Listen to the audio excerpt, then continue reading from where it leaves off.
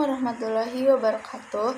Perkenalkan, nama saya Nisa Anggreni dengan NPM 2020 01103044 dari kelas G Program Studi Ilmu Politik Angkatan 2020.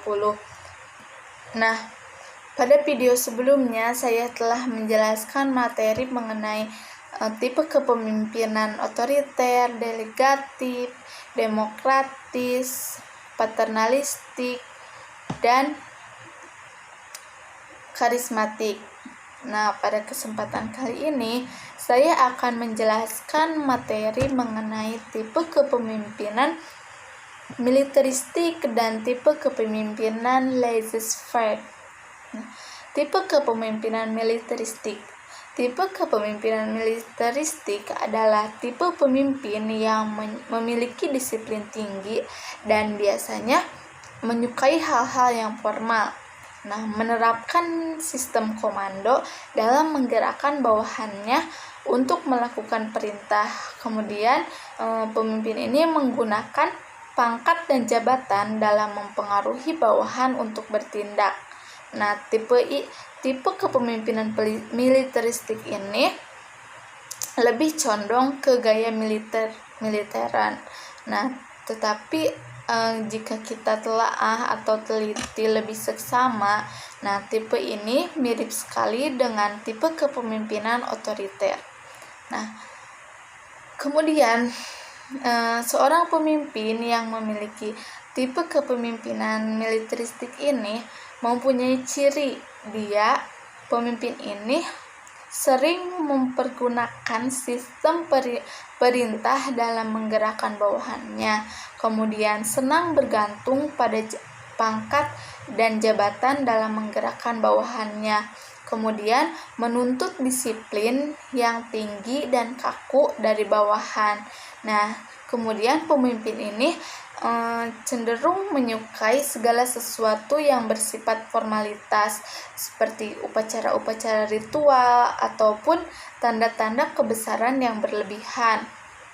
Kemudian menghendaki keputusan mutlak pada bawahannya dan menuntut bawahannya agar disiplin. Kemudian dia tidak menerima saran, usul, sugesti, bahkan kritikan sekalipun dari bawahannya.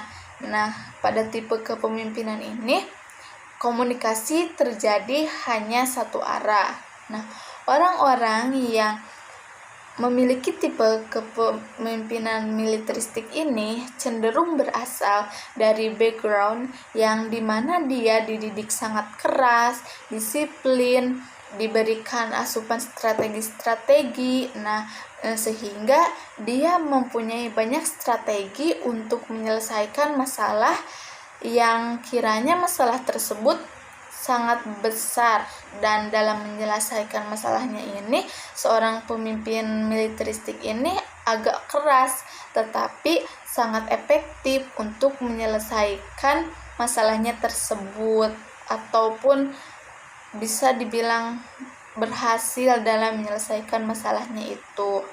Nah, kemudian pada sebuah kepemimpinan akan adanya kelebihan dan kekurangan. Nah, pada tipe kepemimpinan militeristik ini kelebihannya yaitu seorang pemimpin ini akan tegas dan tidak sama sekali memiliki keraguan dalam bertindak dan mengambil keputusan. Jadi, si pemimpin militeristik ini misalkan dalam menyelesaikan masalah, dia akan mengambil keputusannya tersebut dalam menyelesaikan masalah itu tidak ragu. Nah, kemudian pemimpin ini akan menegaskan atau mempengaruhi bawahannya untuk memiliki disiplin yang tinggi, dan bawahannya tersebut akan merasa aman dan terlindungi saat sama atasannya ini atau di bawah kepemimpinannya ini. Nah, tetapi kelebihan yang timbul dari kepemimpinan militeristik ini yaitu suasana yang ada di suatu organisasi tersebut cenderung kaku karena lingkungannya yang sangat formal dan karena si pemimpin yang memiliki kepemimpinan militeristik ini, dia kan dididik dengan cara yang formal, dia terbiasa di lingkungan yang formal gitu. Kemudian pemimpin ini sukar dalam menerima kritikan dan saran dari bawahan. Dia cenderung pada kepemimpinannya ini dia cenderung tidak ada kritikan karena mereka tetap berada pada egonya sebagai pemimpin. Nah, kemudian bawahannya tersebut akan merasa tertekan dan tidak nyaman karena banyak aturan atau sifat keras dari si pemimpin tersebut. Karena tidak nyamannya itu karena sifatnya dia yang dia bawakan itu. Kemudian si pemimpin tersebut menggunakan hak dan jabatannya. Nah, jadi apabila pemimpin itu memiliki atau mengeluarkan sebuah keputusan atau perintah, nah misalnya kita sebagai anggota, kita harus melakukan apa yang diperintahkan atau yang dibuat oleh pemimpin tersebut. Nah, apabila kita tidak menjalankan perintahnya tersebut, nah kita tidak mengikutinya, kita akan mendapatkan sebuah konsekuensi. Nah, kita lihat ambil contoh pada contoh kepemimpinan tipe militeristik ini, yaitu pada mantan presiden kita, yaitu Pak Soeharto. Nah, dia seorang pemimpin yang sangat tangguh, karismatik, tegas, berwibawa, dan sangat disiplin. Nah, pada kepemimpinannya ini, Presiden Soeharto mengeluarkan salah satu regulasi atau kebijakan, yaitu seperti menerapkan sistem Petrus atau penembakan misterius. Untuk apa? Nah, untuk membungkam kejahatan di negeri ini. Nah, kita bisa bayangkan secara garis besar itu sangat kejam karena dengan membunuh atau menembak. Tetapi pada saat itu tidak asal menembak, dia menembak orang-orang yang ingin menghancurkan Indonesia, kemudian membuat keonaran, terus orang yang mau mengganggu lingkungan sekitar kita atau meresahkan lingkungan. Nah, dengan adanya sistem Petrus ini, setidaknya orang-orang takut akan berbuat kejahatan dan dia akan menjalankan perintah atau petunjuk arahan dari si pemimpin tersebut, yaitu dari Pak Soeharto. Kemudian Pak Soeharto juga karena dia disiplin, dia melakukan diplomasi dengan berbagai negara, misalnya dengan negara Malaysia gitu kan. Nah, orang yang memiliki tipe kepemimpinan ini cenderung keras, tapi keras tersebut dia akan menghasilkan sesuatu yang dia anggap itu benar, ataupun dia anggap ini benar, ini akan membawa organisasi atau negara kita lebih maju, atau bahkan tidak akan ada yang menentang dalam kebijakannya tersebut. Kemudian kan pada masa Pak Soeharto juga kan tidak hanya kritikan, dia bisa melobi atau dia bisa membungkam para media, sehingga pada kepemimpinannya itu dia tidak ada kritikan. Nah, kemudian yang kedua, pemimpin militeristik ini juga menuntut para bawahannya kan selalu disiplin, taat, setia, kemudian memiliki kebersamaan dan mengikuti sesuai peraturan-peraturan yang telah ditetapkan organisasi atau ditetapkan sebuah negara. Nah, jadi kan mereka anggotanya itu segan untuk melakukan suatu kesalahan ataupun untuk menentang peraturan-peraturan tersebut. Nah, pemimpin ini terlalu menjaga wibawa dan jabatannya, sehingga pemimpin ini ingin selalu dihormati dan disegani oleh para bawahannya, yang mengakibatkan kekakuan dan kurangnya komunikasi dengan para bawahannya. Nah, kemudian yang kedua yaitu tipe atau gaya kepemimpinan laissez-faire.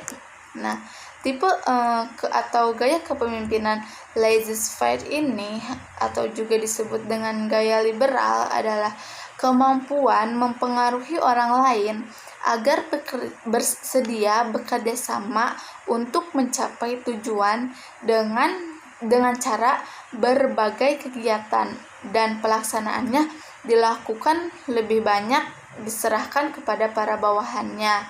Nah, pemimpin jenis ini hanya terlibat dalam kuantitas yang kecil, di mana para bawahannya yang secara aktif untuk menentukan tujuan dan penyelesaian masalah yang dihadapinya.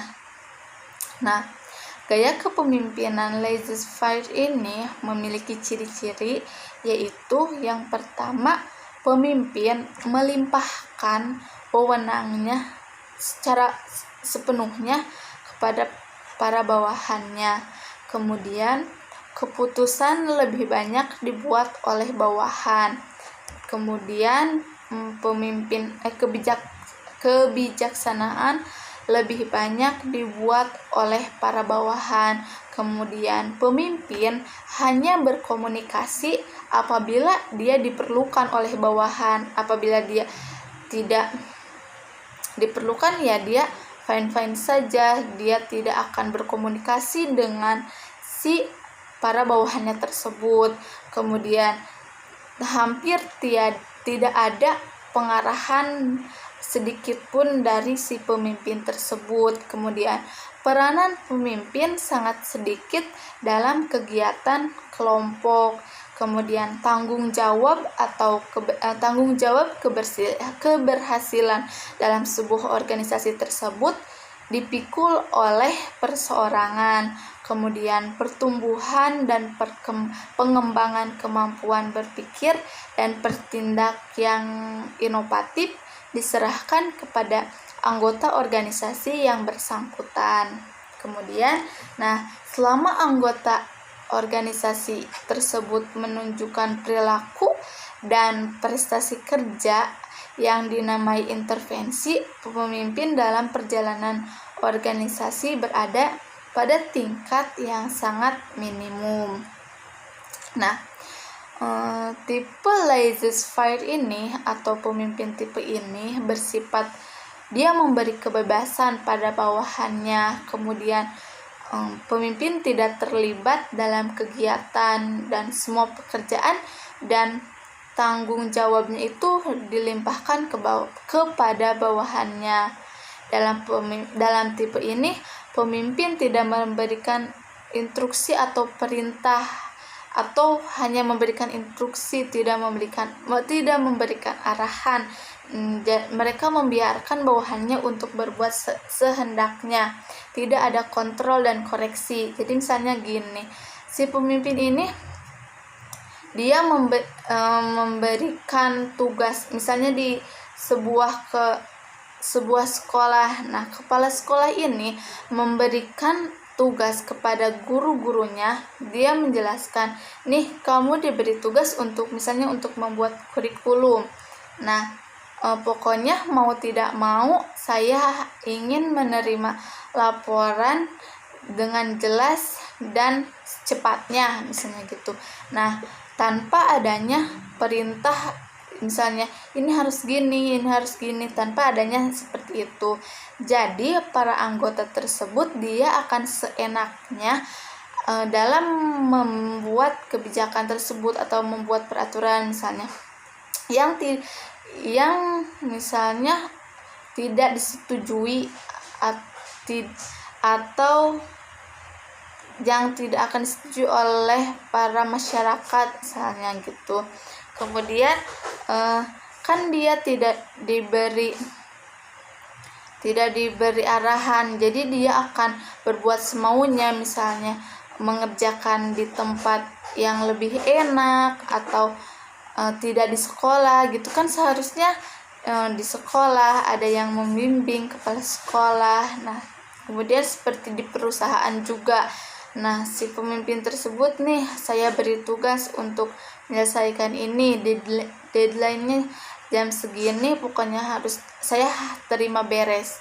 Nah kemudian kan si anggota tersebut dia akan mencari kebebasan atau dia akan mengerjakan pekerjaannya itu di luar kantornya tersebut, sehingga ini akan berpengaruh pada perusahaannya juga, karena orang-orang yang ingin melamar ataupun ada investor yang ingin bekerja sama, dia tidak melihat mana karyawannya kok begini gitu. Jadi si karyawan itu melakukan kegiatannya di luar ruangan, misalnya di luar ruangan, karena dia berpikir ya udah gak apa-apa kerjain aja gitu. Ya udah gak apa-apa kerjain aja, yang penting ini harus selesai minggu depan misalnya gitu. Nah ini akan membuat citra perusahaan itu akan turun. Nah tentu saja dalam kepemimpinan ini sangatlah mudah terjadi kekacauan dan bentrokan. Kemudian pemimpin tersebut tidak menjalankan perannya dengan baik, ya kan? Karena dia, apalagi di sebuah negara gitu kan, sistem kepemimpinan yang saat ini juga para DPR sering tidur gitu, apalagi tipe kepemimpinan laissez-faire, kacau lah negeri ini gitu, akan terjadi kekacauan dan bentrokan. Nah tapi pada kepemimpinan tipe ini mempunyai kelebihan dan kekurangan. Nah kelebihannya yaitu keputusan ada di tangan bawahan, sehingga bawahan bisa bersikap mandiri dan memiliki inisiatif. Nah kemudian pemimpin tidak memiliki dominasi besar. Nah bawahannya tidak akan merasa tertekan dalam menjalankan tugasnya kan tadi. Dia tidak akan merasa tertekan dalam menjalankan tugas. Yang penting tugas ini selesai sesuai deadline-nya. Jadi dia akan mengerjakan tugasnya semaunya gitu. Tidak ada teguran dari si pemimpin tersebut. Nah, tapi kelemahan dari tipe kepemimpinan ini yaitu pemimpin membiarkan bawahannya untuk bertindak sesuka hati, karena tidak ada kontrol dari pemimpin itu. Dia kan sesuka hati, dia mau leha-leha, dia mau bagaimana, yang penting si pemimpin itu terima tugasnya dengan beres, rapi gitu, dan sesuai jadwalnya. Kemudian mudah terjadi kekacauan dan bentrokan. Nah ini misalnya di sebuah negara ya kan, kita banyak yang korupsi gitu kan, banyak yang korupsi itu didemo oleh masyarakat, kemudian jadi kekacauan, bentrokan dalam demo tersebut kan. Apabila menerapkan tipe ini, para pejabat tersebut akan dengan seenaknya gitu, dia akan korupsi gitu seenaknya, karena tidak ada teguran dari pemimpin tersebut dan akan mengalami kekacauan karena kekacauan tersebut atas ulahnya dia. Si masyarakat tidak terima, jadi dia adanya bentrokan, kemudian tujuan organisasi juga akan sulit tercapai apabila bawahan tidak memiliki inisiatif yang tepat dan dedikasi yang tinggi gitu. Hal itu semua terjadi karena disebabkan pemimpin ini berpandangan bahwa umumnya organisasi ini akan berjalan lancar dengan sendirinya karena para anggota organisasi terdiri dari orang-orang yang sudah dewasa, yang mengetahui apa yang menjadi tujuan organisasi, sasaran apa yang ingin dicapai, kemudian tujuan apa yang harus diselesaikan oleh masing-masing anggota, dan pemimpin tidak sering intervensi. Kemudian, gaya ini juga kan akan mendorong kemampuan anggota dalam mengambil inisiatif. Kurang interaksi dan kontrol yang telah dilakukan oleh pemimpin, sehingga hanya dapat berjalan jika bawahannya mampu memperlihatkan tingkat kompetensi dan keyakinan dalam mengejar tujuan dan sasaran yang cukup tinggi. Apabila si bawahannya tersebut tidak mampu memperlihatkan akan hancur gitu kan. Dalam gaya kepemimpinan ini, pemimpin sedikit sekali dalam menggunakan kekuasaannya atau sama sekali telah membiarkan anak buahnya berbuat dengan sesuka hatinya.